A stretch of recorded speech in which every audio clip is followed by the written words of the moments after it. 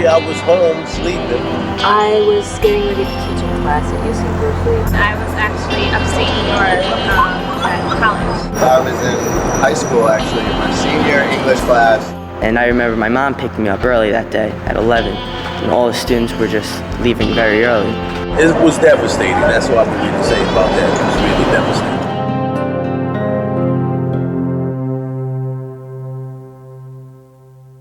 Well, first I was off, and I have to admit I was thankful that I was off that day. And I was working in the yard. I just came in to take a drink, and I popped on the news. I drove to work that day with the radio off, which was unusual. And when I walked in to work, the receptionist had told me that a plane had hit one of the towers. And I called my brother up. I heard it was an American Airlines flight, and he happens to be an American Airlines pilot. So I pretty much just dropped everything I did, and I went into work into Coney Island to meet up with the rest of the guys in the firehouse. And he was, "Rich, another plane just hit." I said, "No, it was a secondary explosion." He goes, "No, another plane just hit." I said, "I gotta go to work." I immediately thought of Pat. While I was on the phone with my brother, who works in Manhattan, and I wanted to make sure he was okay, he had told me, because outside his window was the, I think it's Times Square where they have the big screen, and he was looking out the window, and he saw on that screen that one of the towers had fallen, and his voice was quivering, and he told me, that's how I found out one fell. And I dropped the phone and was hysterical crying, and I just knew. Well, first was, obviously disbelief that two magnificent buildings could be brought down to street level. There was a real odd quietness about with the air and just the way the streets were pretty much, empty. But one of the most poignant moments, another chief couldn't find his son. And when they met, it was, that sticks in my head. In the newspaper on the days to follow, once they pretty much confirmed that it was the 343, they had the pictures in there. And my daughter said to me, "How many do you know?" So I started highlighting. I knew about 100.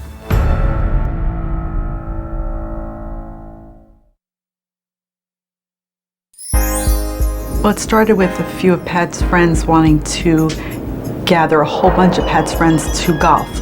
And then that idea turned into a possible golf outing. That's how the foundation evolved, is that we decided to not just have it be a fun day for golf, but to possibly raise some money for a good cause. Since Pat never got to meet his child, we decided to focus our fundraising around supporting the Cancer Center for Kids. People react very differently to tragedy, and while it's very natural initially to have terrible grief, especially when something comes as a shock, and other people, in the way of healing themselves, feel that the best way they can do that is by helping someone else. And that's how this particular foundation got going, and when they linked up with our patient, they came to us and said, "How can we help?" Pat wanted to have several children. He wanted them all to be boys. He wanted to have his own little football team. And he did. He loved kids. So we thought it was fitting that in his memory, we did something that revolved around children. My 8th grade social studies and English class, the teachers met and asked their students to write an essay about someone who I thought was a hero, an ordinary person, but who was extraordinary. I had picked Irene Lyons because she had taken the death of her husband and she had turned into something very positive. She took her husband's name and she made an organization to help kids with cancer, to raise money for research, to help them and give them a chance, and to help find a cure or use that money for something positive.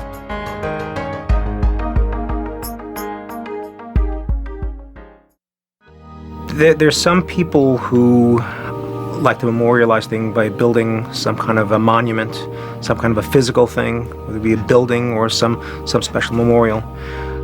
Irene Lyons has built something else that we feel is at least as good and probably even better. Knowing Pat, though, he would just want everybody to keep on living and having a good time, and that's the way he was. It's, have a great life, live your life, and that's how he was. He lived his life how he wanted to. I enjoy being around my children and family, my wife, a lot more than prior to that. It just brought everything home.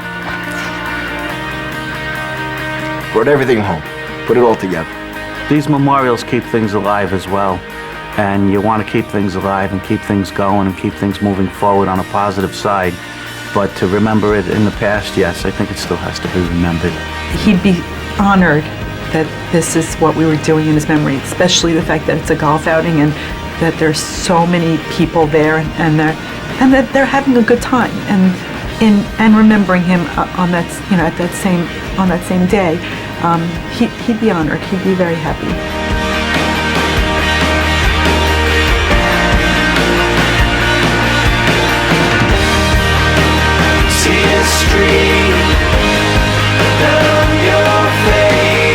My name is Richard Kuzniewski, and I have not forgotten. Michael Capasso, I have not forgotten. I am Matthew Dato, and I have not forgotten. I have not forgotten. I have not forgotten. I have not forgotten. I have not forgotten. I have not forgotten. I have not forgotten. I have not forgotten. I have not forgotten, and I will forget. Lights will guide you home and ignite your bones, and I will try to fix you. My name is Irene Lyons. I have not forgotten.